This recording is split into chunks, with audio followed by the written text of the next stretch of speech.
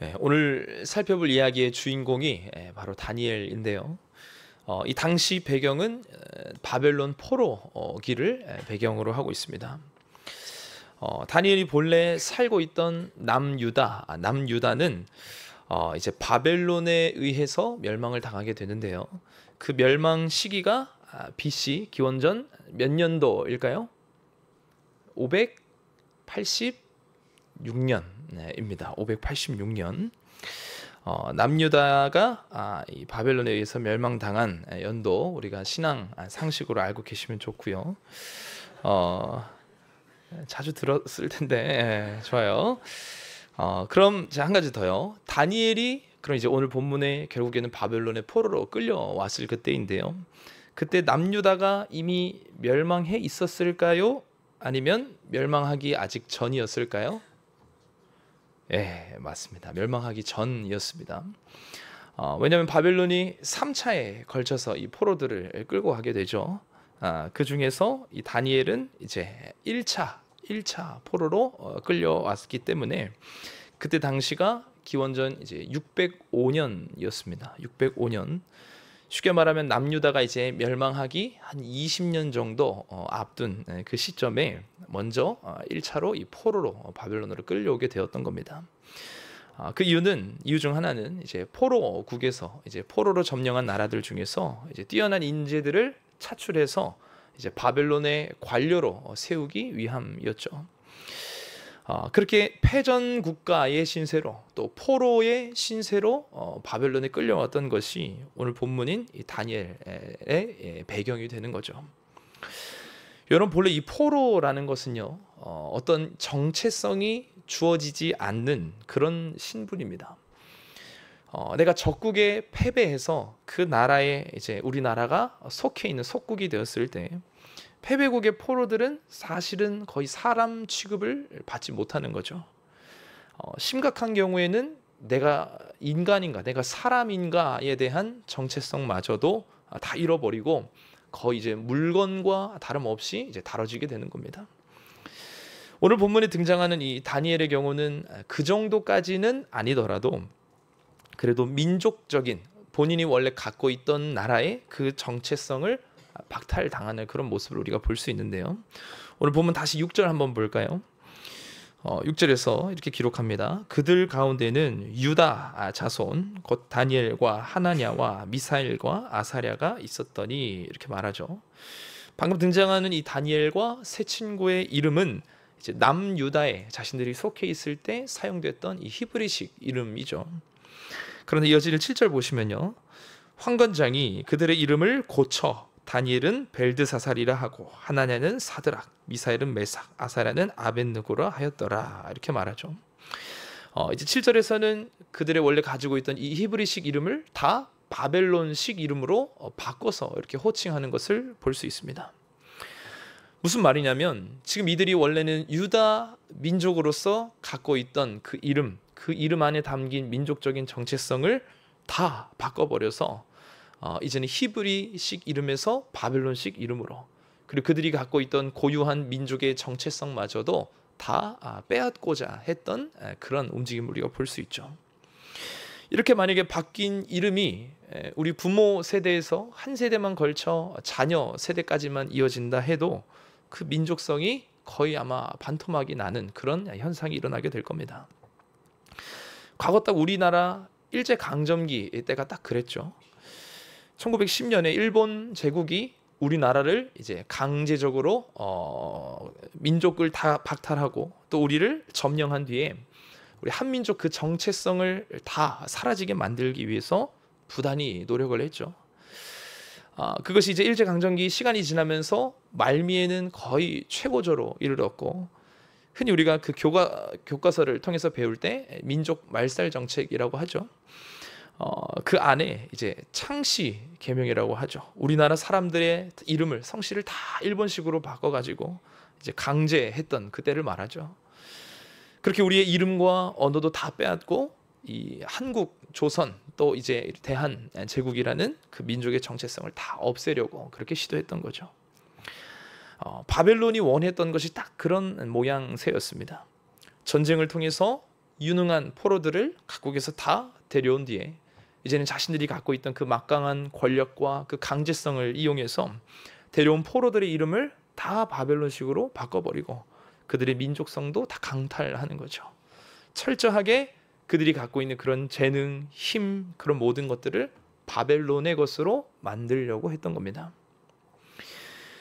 여러분, 이런 이 바벨론의 모습이 오늘날도 동일하게 나타나고 있는데요. 그것은 이렇게도 표현해 볼 수 있을 것 같아요. 이 시대의 모든 인류를 향한 이 사탄 마귀의 그런 민족 말살 정책과 같은 거죠. 그럼 사탄 마귀는 무슨 목적으로 어떤 민족을 말살하려 하는가? 그 대상은 1차적으로는 모든 인류입니다. 모든 인류.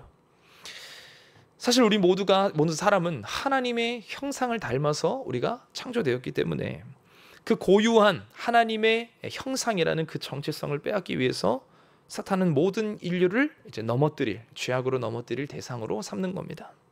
그리고 2차적으로는 그 안에 있는 믿는 성도들이죠. 사탄의 유혹이 올 때 거룩한 반기를 들고 대항하는, 그렇게 죄악의 포로된 신세에서 벗어나고자 발버둥치는 그 하나님의 자녀들이 이제는 사탄의 집요한 공격 대상이 되는 거죠. 그렇기 때문에 이 사탄은 그 강력한 죄의 힘으로 그 성도들이라는 거룩한 정체성을 모조리 다 지워버리기 위해서 오늘도 성도들을 유혹해오는 겁니다.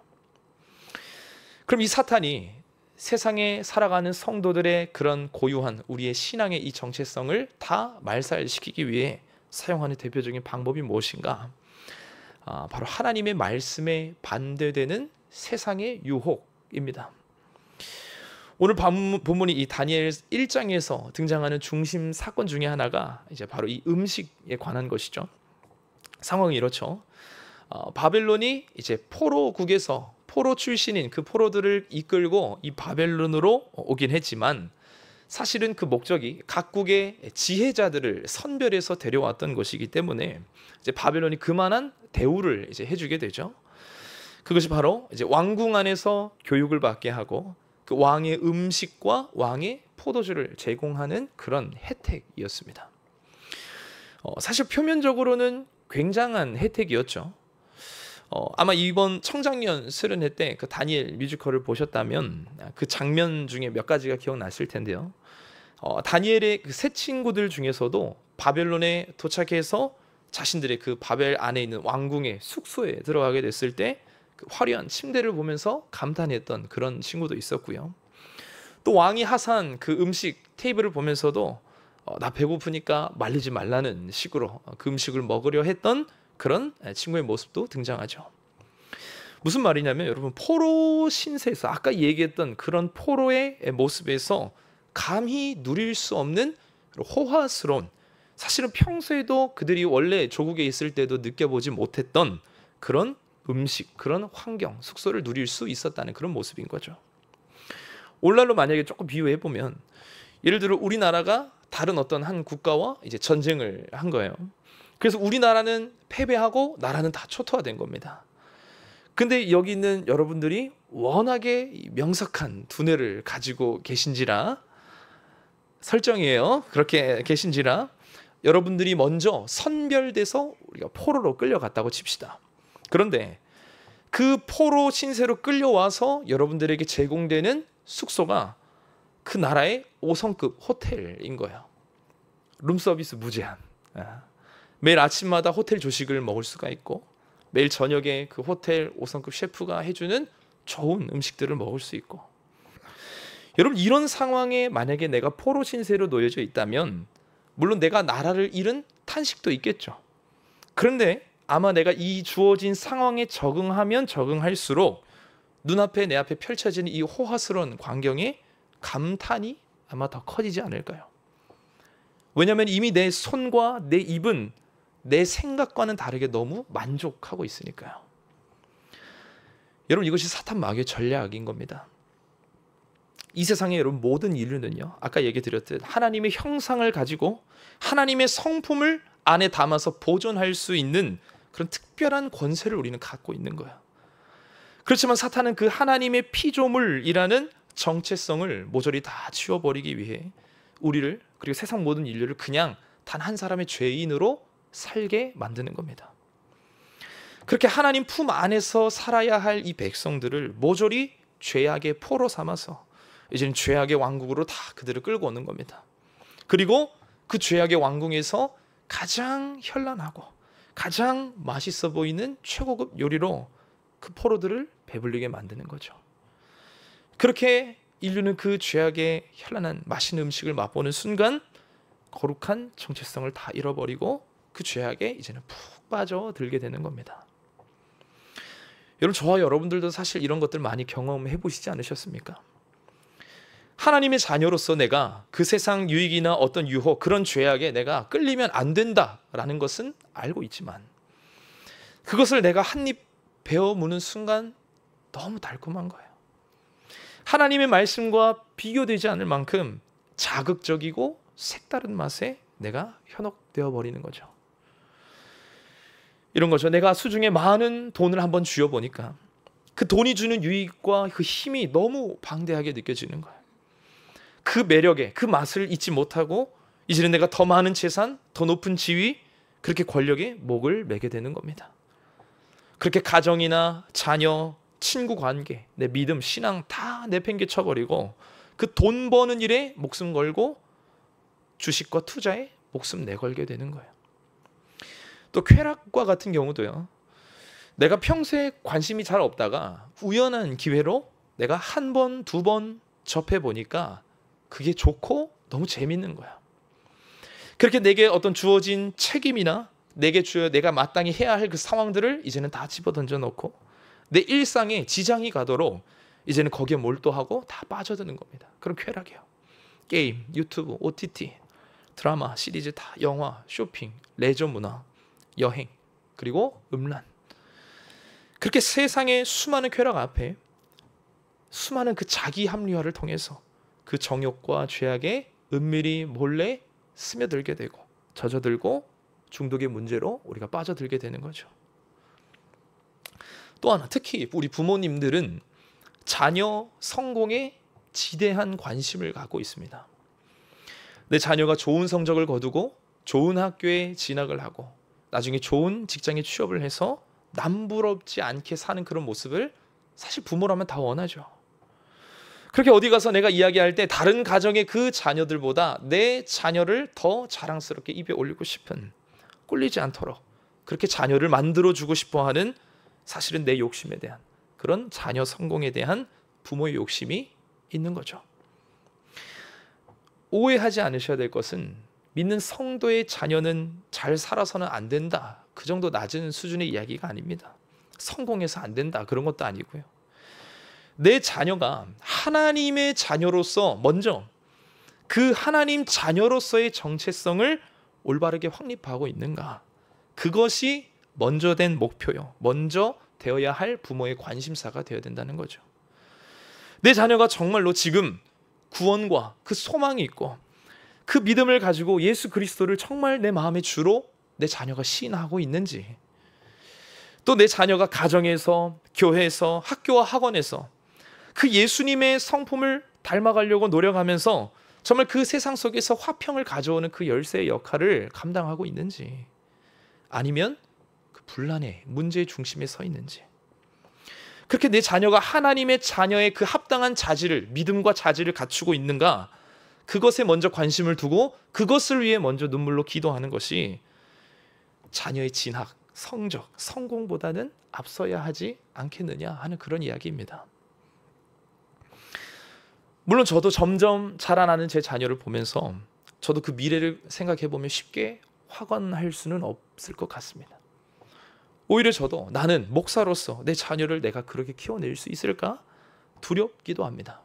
그러나 그럴지언정 여러분, 신앙을 가진 부모로서 올바른 그 목표는 흔들리지는 말아야죠. 우리가 자녀의 그 세상적인 성공보다 신앙의 그 바른 성장을 위한 그런 가르침과 교육이 절대적으로 앞설 수 있어야 한다는 거죠.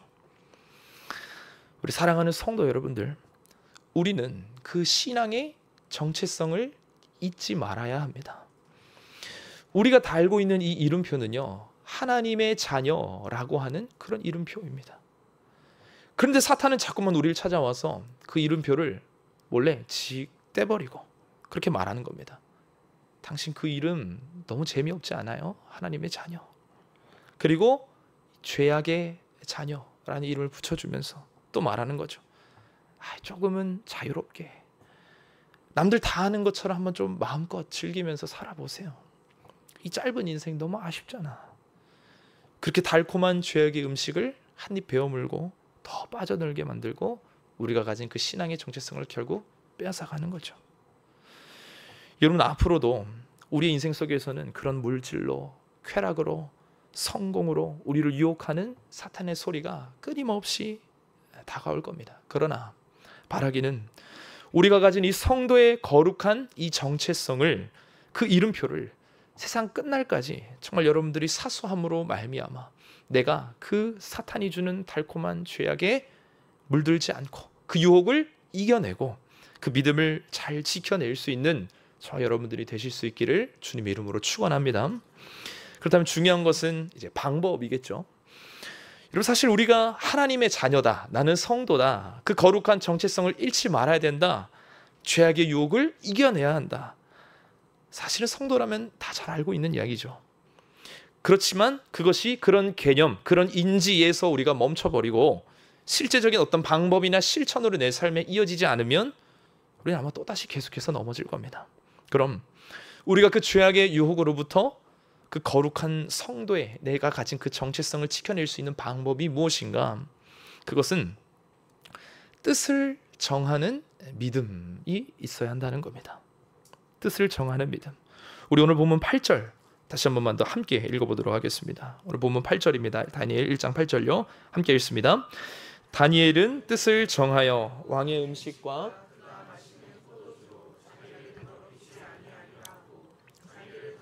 아니하도록 환관장에게 구하니. 아멘.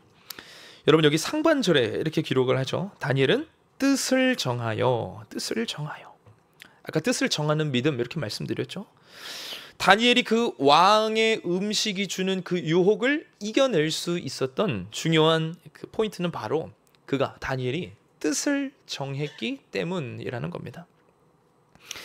여기서 뜻이라고 사용된 단어 히브리어가 이제 레바브, 레브 이렇게 둘 다 부르는데요. 기본적으로 이 마음으로 해석을 합니다. 그런데 더 깊게는 그 사람 안에 있는 내면, 그 모든 인격을 다 포함하는 단어로도 우리가 볼 수 있습니다. 다시 말해, 다니엘이 뜻을 정했다, 내 마음을 정했다, 이러한 말은 단순히 그냥 그렇게 한번 해보겠다 이 정도의 결심 정도가 아니라 그의 모든 것을 다 걸어서라도 내가 지켜야 할 그 무언가를 내가 중대한 결정을 내렸다, 이런 말입니다. 오늘 다니엘의 입장에서는 구체적으로 내가 어디에 있든지, 내가 지금 예루살렘에 있든지 남유다에 있든지 아니면 이 바벨론의 포로로 끌려온 이 신세일지라도 하나님의 백성이라는 그 정체성을 나는 잃어버리지 않고 지켜내겠다. 그 강력한 신앙에 대한 그 정체성을 지켜내고자 하는 그 사명감을 품었던 겁니다. 이처럼 그 굳은 사명감으로 지금 이 뜻을 정하는 이 다니엘의 마음 안에는 몇 가지 이 결단이, 더 구체적인 결단의 내용이 들어있는데요. 두 가지 정도만 살펴보겠습니다. 첫 번째는 세상의 유익, 세상이 나에게 주는 그 유익을 더러움으로 여기겠다는 그런 결단입니다. 8절 다시 볼까요? 이렇게 기록합니다. 다니엘은 뜻을 정하여 왕의 음식과 그가 마시는 포도주로 자기를 더럽히지 아니하리라 하고 자기를 더럽히지 아니하도록 이렇게 말하죠. 환관장에게 구하니. 여러분, 무슨 말이냐면 아까도 얘기했듯이 여러분, 이 바벨론 왕국에서 이 포로들에게, 끌려온 포로들에게 주는 이 혜택은 굉장히 높은 수준의 귀한 은혜였습니다. 사실은 표면적으로 보면 호화스러운 바벨론 왕이 베풀어주는 은혜라는 거죠. 그렇지만 이 다니엘이 보기에 그것은 표면적으로는 은혜일지언정 하나님의 규례, 하나님의 법으로, 율법으로, 말씀으로 보기에는 그것은 더러운 죄악에 속하는 부정한 음식이기 때문에 나는 그것으로 내 영혼을 더럽히지 않겠다, 이런 이야기입니다. 쉽게 말해 그 세상이 줄 수 있는 그 유익을 이제는 내 삶에 그것을 하나님 말씀으로 볼 때 반대한다면 더러움으로 마땅히 인식하겠다, 이런 결단인 거죠. 이러한 안목이 우리에게도 필요하다, 이 말입니다. 여러분, 아까도 이야기했던 내용이지만요, 세상의 여러분 물질, 돈 자체는 중립적입니다. 그러나 하나님의 규례, 하나님의 말씀 안에서는 이 돈에 대해서 이렇게 이야기를 하고 있습니다. 디모데전서 6장 10절 말씀입니다. 들어보세요. 돈을 사랑함이 일만 악의 뿌리가 되나니 이것을 탐내는 자들은 미혹을 받아 믿음에서 떠나 많은 근심으로써 자기를 찔렀도다, 이렇게 말합니다. 또요, 히브리서 13장 5절 말씀입니다. 돈을 사랑하지 말고 있는 바를 족한 줄로 알라, 이렇게 말합니다. 종합해 보면 그런 거예요. 돈을 사랑하지 말아라, 있는 것으로 자족해라, 이런 말씀이죠. 여러분, 이 때문에 우리는 하나님이 우리에게 주신 그 각자의 것으로 그냥 주어진 대로 자족할 줄 알면서 오히려 그 내가 가진 것 이상의 부요함을 추구하는 것을 미워해야 된다, 그런 말이에요. 사랑하지 말라는 것은 그 돈을 탐내고 더 많은 것, 더 많은 부요함을 바라는 그 마음을 더러운 것으로 여기고 미워해라, 이 말입니다. 세상이 주는 여러분 정욕들도 마찬가지입니다. 요한일서 2장 말씀인데요, 15절에 이렇게 말합니다. 이 세상이나 세상에 있는 모든 것들을 사랑하지 말라. 누구든지 세상을 사랑하면 아버지의 사랑이 그 안에 있지 아니하니, 이렇게 말합니다. 여러분, 세상이나 세상에 있는 것들을 사랑하지 말라고 말합니다. 동일하죠. 세상의 매체들이 우리에게 주는 어떠한 그런 쾌락이나 정욕에 대해서 우리가 그것을 그런 성공의 만족, 유익, 그런 것들을 우리가 원하고 사랑하게 되는 순간 그것이 곧 하나님의 사랑에서 떠나게 만든다는 거예요. 결국 세상과 세상 안에 속해 있는 그 모든 것들도 결국엔 우리가 사랑할 것이 아니라 미워해야 할, 우리가 더럽게 여겨야 할 죄악, 우상들이 된다는 겁니다. 여러분, 그렇기 때문에 이런 하나님 말씀 앞에 우리가 그 순종하는 마음으로 그 왕궁의 달콤한 음식을, 즉 사탄 마귀가 우리에게 내미는 그 세상의 유익들을 더러운 것으로 여길 줄 아는 그런 마음이 오늘 이 밤에 우리 마음속에 강렬하게 심겨질 수 있기를 간절히 소망합니다. 여러분, 두 번째로요, 우리가 세워야 할, 다니엘이 그 뜻을 정했다 했을 때 그 안에 담긴 결단, 첫 번째는 그 세상이 주는 유익을 더러운 것으로 여긴다는 그런 결단이었고요. 두 번째는 믿음을 지키다가 경험하게 되는 그 어떤 손해도 나는 기쁨으로 감수하겠다라는 결단입니다. 여러분, 앞서 이야기했던 이 세상의 유익을 우리가 사랑하지 말고 그것들을 미워하자, 더럽게 여기자, 그런 결단을 세우게 되면 반드시 충돌하는 것이 있으니 그것은 나와 반대로 세상의 가치관을 가진 사람들과의 충돌입니다. 당연하겠죠. 나는 하나님의 말씀을 따라 세상의 가치관을 반대하는 자로서 나는 서 있으니 당연히 세상 가치관을 따르는 사람들과는 당연히 반대되고 충돌이 일어나겠죠. 오늘 본문에 다니엘이 그랬겠죠. 왕의 음식을 먹지 않겠다, 내가 그렇게 뜻을 세웠을 때 그들을 바라보는 이 환관장의 마음과 먼저 충돌이 일어났겠죠. 그렇게 될 때 이 다니엘과 세 친구들은 사실은 자기들이 거절했을 때 심한 핍박을 받을 수도 있었을 것이고, 더 심각한 경우에는 너희들이 포로 신세이면서 무슨 그런 요청을 하면서 반란이라 여기며 그들을 죽일 상황에 처해 있을 수도 있겠죠. 그러나 다니엘과 이 세 친구들은 그러한 고난과 충돌, 그런 손해를 감수하면서까지 그렇게 자신의 결단을 내비추는 그런 모습이 있었다는 겁니다. 여러분, 이런 충돌은 오늘날 우리에게도 얼마든지 일어날 수 있습니다. 그 대상이 내 배우자, 내 가족이 될 수도 있고요. 내가 직장에서 만나는 상사, 내 동료, 내 부하, 직원일 수도 있습니다. 또 내가 학교에서 만나는 내 동기, 내 친구들, 선생님, 교수, 누구나 될 수 있습니다. 심지어는 교회를 다닌다고 해도 그 안에 믿음이 연약하여 세상 가치관을 가지고 살아가는 다른 성도들과도 충돌이 일어날 수 있습니다. 그렇게 믿음이 없는 자와의 그런 갈등, 혹은 믿음이 약한 자와의 갈등을 통해서 우리에게 일어나는 문제가 바로 이 손해라는 겁니다. 손해. 여러분 직장에서 그런 일이 일어날 수 있겠죠. 내가 성도로서 하나님의 말씀을 사수하고 지키기 위해서 나는 주일 성수를 해야 돼요. 그런데 직장에서 갑자기 늘어난 어떤 프로젝트나 갑자기 바쁜 회사 일정 때문에 언제든지 그 주일에 너 이번에 출근해야 돼. 이번 주는 꼭 와야 돼. 빠지면 안 된다. 말할 수 있겠죠. 그리고 그 회사의 요구와 내가 정한 그 뜻이 충돌하겠죠. 그리고 내가 그 상황에서 사원으로서 내가 정한 그 뜻을 막 고수하게 된다면 내가 주일날 난 출근하지 않겠다. 그 뜻을 정했기 때문에 내가 주일날 저는 출근하지 않습니다. 이렇게 입장을 내비춘다면 아마도 회사 안에서 곱지 않은 시선을 받고 인사평가에 지장을 받을 수도 있고 징계를 받거나 감봉이 될 수도 있고요. 회사를 심지어 나가야 하는 그런 상황이 생길 수도 있습니다. 무슨 말이냐면 내가 내 믿음 지키다가 내 인생이 손해를 본다는 거예요. 그럼 여러분 그때 그런 손해가 발생할 때 기쁨으로 감사할 수 있는 성도가 얼마나 될까요? 가정도 마찬가지입니다. 남성과 여성이 남자와 여자가 결혼을 했어요. 부부가 된 건데 아내가 먼저 교회를 다니면서 예수님을 만난 거야.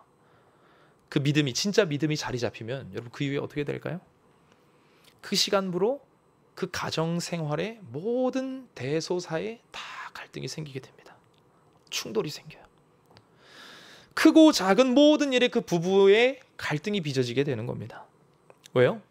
아내는 먼저 그 믿음과 신앙이 생겨서 하나님 말씀을 지키고자 내가 말씀을 듣고 결단하고 실천하려고 하지만 남편의 모든 결정은 그와 반대되기 때문이죠. 저희 부모님이 딱 그 케이스였습니다. 자녀들이 주일에 엄마 따라 교회 나가는 것도 충돌. 아빠가 주말에 놀러 가자 해도 충돌. 평일에 새벽기도 나가는 것도 지금 특세 기간인데 특세 나가면 또 충돌. 집에서 찬양 틀어놓는 것을 들켜서 충돌. 하이라이트는 명절이 되어서 제사를 드리기 위해 한 가족들이 모이면 대충돌. 여러분 그런 크나큰 손해와 핍박을 받으면서 그 내가 믿음을 지켜놓으라고 기뻐하면서 감사할 수 있는 그 고난 앞에 그런 성도가 얼마나 될까요? 여러분 그러나 성도는요 그 손해를 기쁨으로 감수해야 함을 믿으실 수 있길 바랍니다. 왜냐하면 주님이 그러셨거든요. 이 땅에 인간의 몸으로 태어나야 하는 그 손해를 다 감수하시고 말씀과 가르침을 전파하시면서 그 모든 말씀을 다 대적하는 그 유대인들의 바리새인들의 손길에 그 충돌을 통해서 결국에는 십자가에 못 박히시기까지 그 모든 자신의 생명까지도 예수님 손해를 보셨잖아요. 말씀을 지키고자 그 고통을 당하시면서까지 예수님은 원수들을 사랑하셨고 품으셨고 심지어는 그들을 향한 구원까지도 완성하셨고 그렇게 하나님께 감사하셨죠. 여러분 그렇기 때문에 그 예수님을 바라보면서 닮아가고자 노력하는 우리 성도들 또한 말씀을 내가 지키다가 그 결단을 그 뜻을 정하여서 내가 하나님 말씀대로 살아갈 때 당하는 그런 모든 고난과 충돌, 손해 앞에서도 그것을 기쁨으로 맞이하며 감당해야 할 수 있어야 함을 믿으실 수 있길 바랍니다. 쉽지는 않을 겁니다. 우리는 아마 또 넘어질 겁니다. 그러나 눈물을 닦고 또 다시 일어서서 그 길을 걸어가고자 할 때 약속된 최후 승리가 우리에게 주어지게 됨을 믿으실 수 있길 바랍니다. 오늘 말씀을 정리하겠습니다. 오늘 이 다니엘 1장을 우리가 오늘 살펴봤는데요. 먼저는 오늘날 우리를 그 죄악의 포로로 삼고자 하는 그 사탄의 전략을 우리가 살펴봤습니다. 사탄은요, 우리 인간이 하나님의 형상이라는 그 고유한 성도의 정체성을 다 잃어버리게 만들고 또 거룩한 성도의 정체성을 또 잃게 만들기 위해 그 왕의 음식과 같은 그런 물질의 유혹, 정욕과 성공, 세상 유익을 우리에게 달콤하게 내밀어 유혹한다라는 것을 살펴봤죠. 그렇기에 성도된 우리는 그러한 죄악으로부터 스스로를 잘 지켜내어 내게 달린 이 하나님의 자녀라는 이 이름표를 잘 지켜내야 한다 얘기를 했는데요. 그러기 위해서는 오늘 본문의 이 다니엘과 같이 우리가 뜻을 정하는 믿음이 있어야 한다 말씀드렸습니다. 그 뜻을 정한다라는 것은 구체적으로 두 가지 정도의 결단이 있다 말씀드렸는데요. 첫 번째는 세상이 나에게 주는 유익을 내가 더러운 것으로 여기겠다라는 결단이었습니다.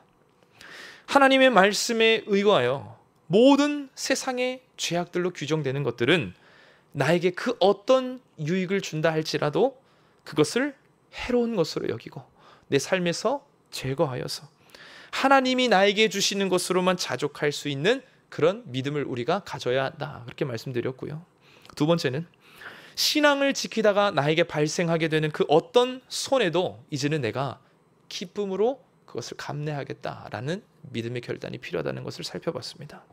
직장에서, 또 가정에서, 교회에서 내가 하나님의 그 거룩한 말씀을, 내 신앙의 지조를 내가 지켜내기 위해서 세상 가치관을 가진 그런 다른 사람들과의 충돌이 내게 일어났을 때 내게 발생하는 그 손해를 내가 기꺼이 감수하면서 기쁨으로 그 하나님의 길을 계속해서 걸어갈 수 있는 그 믿음의 결단이 있어야 한다고 살펴봤습니다. 여러분, 바라기는 오늘 이 예배가 우리 각자에게 있어서 오늘 본문의 이 다니엘과 같이 나의 그 거룩하고 선한 그런 결단이 우리 안에 일어날 수 있는 그런 시간이 될 수 있기를 간절히 소망합니다.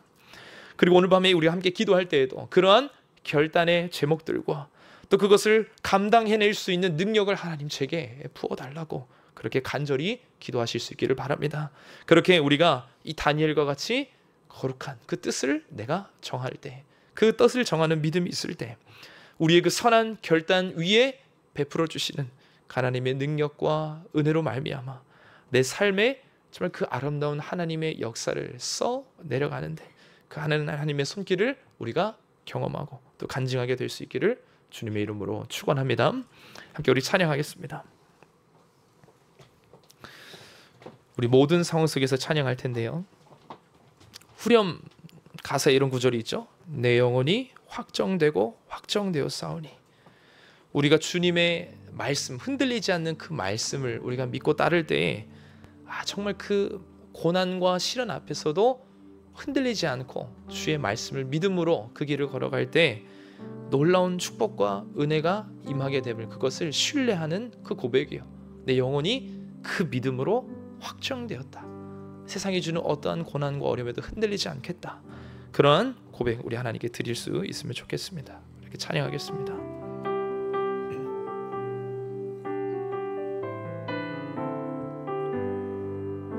모든 상황 속에서,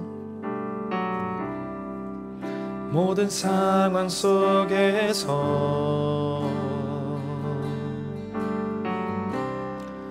주를 찬양할지라.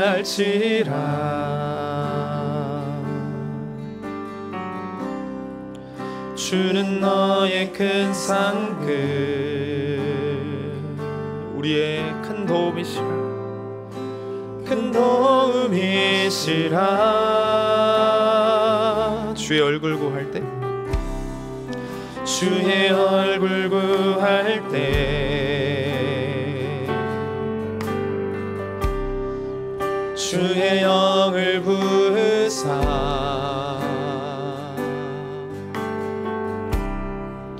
그 신사랑 안에서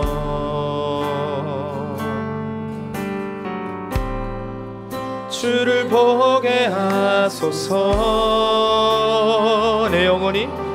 내 영혼이 확정되고 확정되어 싸우니 믿음의 눈 들어 주를 바라봅니다.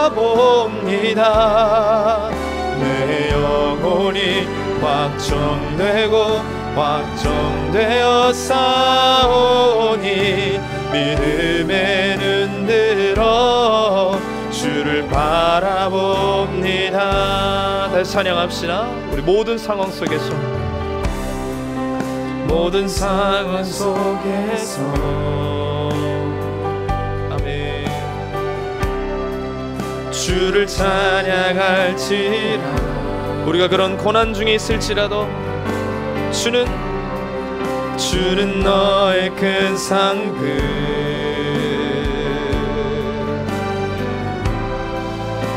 큰 도움이시라.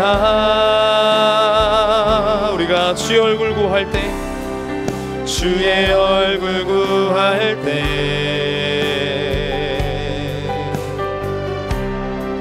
주의 영을 부으사.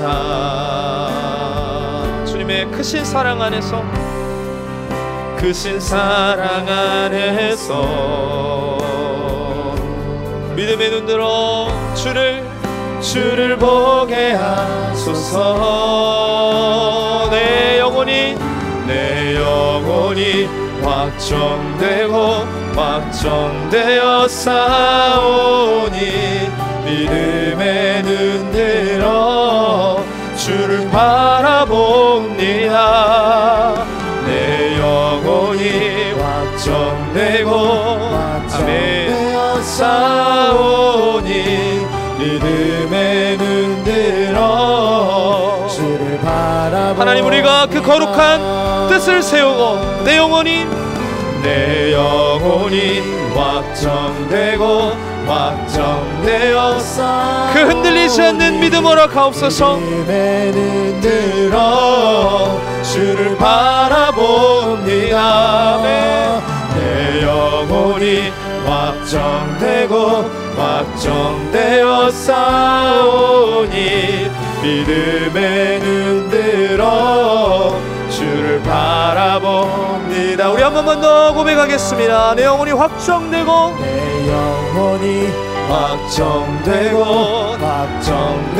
싸우니 믿음의 눈 들어 주를 바라봅니다. 아멘.